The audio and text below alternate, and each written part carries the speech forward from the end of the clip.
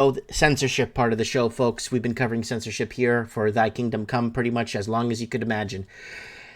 And there's lots of censorship brewing, and for all of us are going to be under the censorship thumb. The censorship regime is coming to a city, a town, a village, to a phone, to a TV near you. Censorship is running rampant. All right, here we go. This is what we got for you guys for censorship on Mike in the Night. U.S. government agencies secretly buying up your phone data. We recently look at the way the U.S. government agencies have been using social media scanning to spy on foreigners in a way that they incidentally end up spying on Americans. Today, we're taking a look at some of the ways these agencies are buying up phone data and growing form of mass surveillance. So, one, let's keep going. This is from our friends at Reclaim the Net. And Microsoft and Meta detail plans to combat election disinformation, which includes meme stamp style watermarks and reliance on fact checkers. So the fact checkers that tell you, I'm not going to go into that right now, but you know what I'm talking about. And so it begins. In fact, it hardly ever stops. Another election cycle well on its way in the United States, but what has emerged the last few years and what continues to crop up closer to the election day gets is a role of the most influential social platform, tech companies, pressure on them, sometimes public, but mostly not, as the Twitter files have taught us. And it is with this in mind that various announcements above combating election disinformation coming from big tech should be viewed. And then it goes in, obviously, EU and India, many places in between elections will be held over the next year or so. Microsoft, however, these democratic processes are at peril. Then it goes in to say, according to reports, Meta will rely on independent fact-checking, like that's a bunch of crock of shit, to review media for fake content that slipped through the company's new disclosure requirement. And let's keep going. Thomas Massie tried but failed to stop kill switch mandate that could disable vehicles. So they're going to have a kill switch to disable vehicles. The controversial federal mandate requiring all vehicles from 2026 onwards to embed an auto disable or kill switch technology was met with resistance on Tuesday as it faced a potential defunding. Despite its efforts by Kentucky Republican Representative Thomas Massie, the House chose to reject the amendment that could have seen the mandate dissolve in a vote of 229 to 201, thereby keeping the future of personal movement under a watchful presence of corporations and government. And UN agency unveils action plan to regulate speech on social media platforms. UNESCO, right? More meddling from UNESCO, and these guys have been on. We've talked about these guys on Mike in the Night for a long time. Yet another United Nations agency, this time the Educational, Scientific, and Cultural Organization, UNESCO, has joined the continuous efforts to use the UN resources in the war on misinformation. UNESCO is not lagging behind some of the veterans of this war regarding the kind of alarmist language its leadership is choosing to justify the policy. Then it goes on to say here, a lot of attention seems to be given to strengthening censorship capacities in languages other than English, and we'll explain why. According to UNESCO statement, the plan has received support particularly from some countries in Latin America and Africa. Finally, UNESCO somehow manages to work to its core and propose into the whole thing, namely culture. And that's done by calling for highlighting the risks faced by artists on the need for online access to diverse cultural content, quotation marks here, UNESCO, and the fundamental human rights.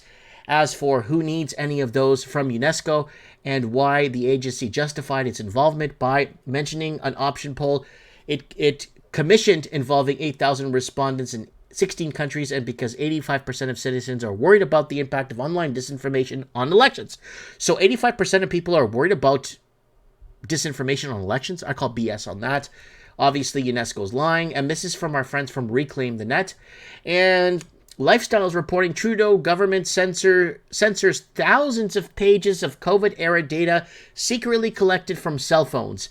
We leveraged anonymized population aggregation near the real-time mobile device location, data and estimated dynamics, changes in population mobility patterns across the country, the PHAC said in a weekly Canadian Mobile Trends report. So basically what they're saying in scientific terms is that Trudeau's government censor thousands of pages of COVID-era data secretly collected from cell phones. That's what they're trying to say here. And Final Fantasy singer Susan Callaway is banned from Toronto Game Convention for linking tweets from Riley Gaines. And if you retweet or you're involved with any part of the resistance or resistance voice or seeking the truth or trying to get the truth out, you'll be banned. You will be banned from going to events. You'll be banned. You'll be cut off. You'll be fired. You'll be treated like absolute trash. That's what they do to you when you're seeking the truth. And EU Parliament, what are these losers up to? EU Parliament agrees on digital ID introduction and pro-censorship chief suggests CBDC integration. Integration. So there it is right there. European Parliament and the bloc's member countries have reached a provincial deal with digital ID framework, and now the EU Commissioner for Internal Market, TB, is reported as suggesting CBDC, central bank digital currency integration should follow. The provincial agreement on what is known as EID, European Digital Identity, we covered this before on the show. Regulation is being presented by the EU Council that worked on the same agreement together with the EP as a safe and trusted option, and also one that protects democratic rights and values. I call BS on that. Oh, this guy's saying something. I just left the room where we had the negotiations about the digital identity, and I have bad news. The member states and the European Parliament came to an agreement. That means that probably not far from now, the digital identity will be a fact in the European Union. Right after this agreement, Commissioner Breton said, now we have the digital identity wallet, we have to put something in it. And what he meant was the digital euro, also known as the central bank digital currency. And this is a very bad development. They always promise us not to make this connection. And even a lot of experts, privacy experts and security experts, warned also last week this is a very bad idea for our privacy and our freedom. And still, this digital identity is pushed through. But it's not too late, because we still have to vote on this in the plenary. So what you can do, send your MEP from your member state an email and tell him or tell her that you are against this tool.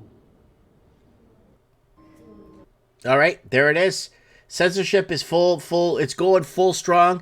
And I wholeheartedly believe all these wars, all this crap that's happening is just a gigantic distraction.